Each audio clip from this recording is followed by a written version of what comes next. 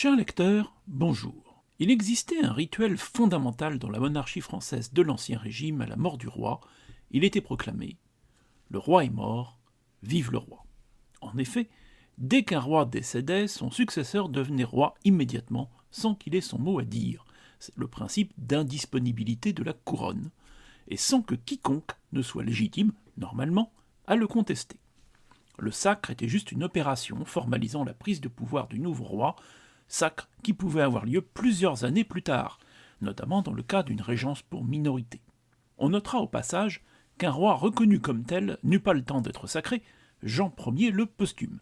Il est pourtant dans la liste des souverains, et il y eut ensuite un Jean II. Alors, il n'y eut pas de Jean III, car les rois devaient être superstitieux et 2 fois le prénom Jean porta malheur. Point de troisième. Le 21 janvier 1793, la mécanique bien rodée ne put avoir lieu. Ce jour-là, Louis XVI fut exécuté. La France était une république depuis le 22 septembre 1792. Point de nouveau roi, d'autant plus que le dauphin, fils aîné de Louis XVI et héritier du trône, était lui-même prisonnier de la République. La République voulait même abolir la monarchie universellement, on aurait donc pu crier « Le roi est mort, à mort les rois ». Bien qu'horrifiés par le régicide, les monarchistes exilés reconnurent le dauphin, Louis XVII, comme roi. Ils n'avaient pas le choix. La couronne est indisponible et nul ne pouvait faire passer son tour au petit garçon d'à peine 8 ans. Le roi est mort, vive le roi. Celui-ci, évidemment, ne fut jamais sacré. À l'annonce de sa propre mort, le 8 juin 1795, son oncle devient roi sous le nom de Louis XVIII. Celui-ci ne pourra pas être sacré avant 1815, et il ne le sera d'ailleurs finalement jamais. Le dernier sacre, en France, sera celui de Charles X, frère et successeur de Louis XVIII. L'indisponibilité de la couronne est un principe fort de la monarchie française capétienne. Le roi ne peut pas choisir d'être ou non roi. Il l'est par sa naissance et le destin voulu par Dieu. Cela ne veut pas dire que, bien des fois, le principe subit quelques aménagements et reniements. Parce que quand même, l'indisponibilité de la couronne, c'est bien, mais seulement quand ça arrange.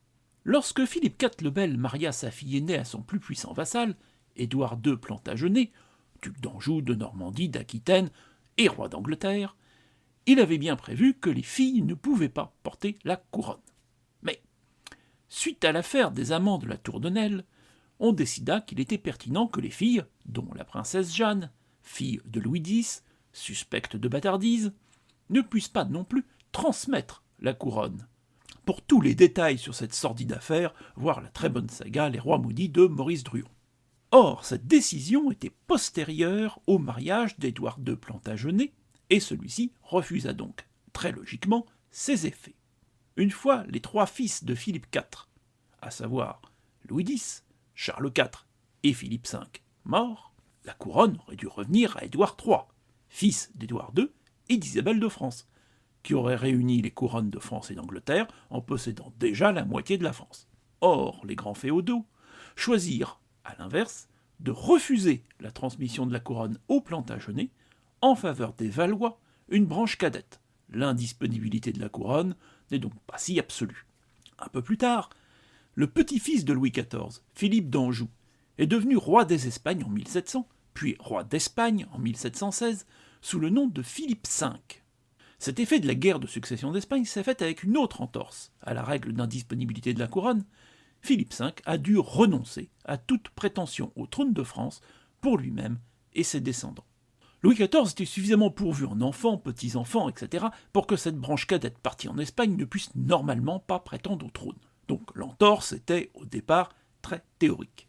Sauf que la branche aînée des Bourbons avait donc perdu une branche avec l'exécution de Louis XVI et la perte de ses enfants, sans oublier le grand nombre de décès par maladies diverses. Louis XVIII, Charles X, tout va bien. La Révolution, et le cousin Philippe d'Orléans prend le trône en 1830. Pour les légitimistes, Charles X est toujours roi, puis son fils Louis XIX. Tous les deux ont pourtant renoncé au trône. Alors, indisponibilité de la couronne, vraiment ? Reste le petit-fils Henri V. À la mort de celui-ci, sans descendance, on ressort l'indisponibilité de la couronne. En effet, en prenant en compte celle-ci, la renonciation de Philippe V devient nulle, et ses descendants deviennent prétendants à la couronne. Sinon, si la renonciation est admise, la couronne passe à Philippe d'Orléans, qui l'avait obtenue par la Révolution de 1830, puis à son fils. Horreur! L'indisponibilité de la couronne, chose sacrée pour les légitimistes, n'est vraiment rappelée que quand ça arrange celui qui l'invoque. Aujourd'hui, le trône de France est donc revendiqué par un Bourbon d'Espagne et par un Bourbon Orléans. Il n'en demeure pas moins que la France est une république. Alors, la mort de Louis XVI, le 21 janvier 1793, n'aura pas que des conséquences pratiques à long terme. Avec une hypocrisie digne d'eux, les Anglais vont s'offusquer et tirer prétexte de cette mort pour promouvoir l'idée d'une révolution barbare. Ils ont juste oublié l'exécution de Charles Ier en 1649. Cette exécution a d'ailleurs débouché en Angleterre sur une sorte de république aristocratique, le Commonwealth d'Angleterre, dirigé par Oliver Cromwell. Les exécutions de masse liées à la terreur vont alimenter tout un imaginaire anti-français, jusqu'au célèbre roman Le Mouron Rouge, The Scarlet Pimpernel, en version originale, et ses nombreuses adaptations. Les Autrichiens ont davantage de raisons de s'offusquer, surtout quand Marie-Antoinette, fille de l'empereur d'Autriche, est à son tour exécutée le 16 octobre 1793.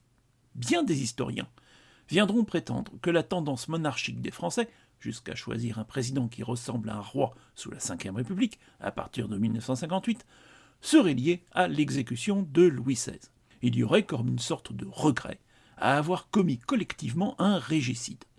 Rappelons que, sous l'Ancien Régime, le régicide était considéré comme une sorte de parricide, car le roi est le père de son peuple.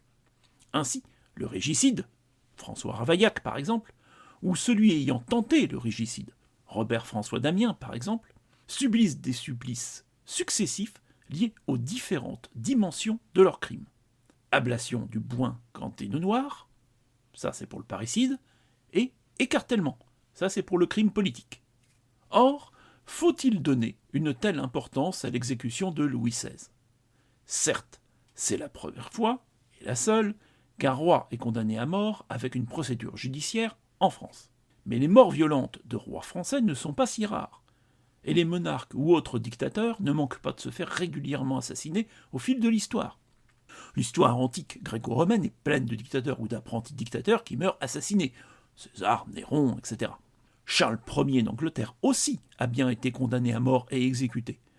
Et le sort d'Édouard II relève bien, lui aussi, du régicide. En France, le chef d'État Philippe Pétain a également été condamné à mort, mais pas exécuté. La peine a été commuée. Tandis que 2 présidents sont morts assassinés, Sadi Carnot et Paul Doumer, et plusieurs autres ont failli l'être, Charles de Gaulle, Jacques Chirac, etc.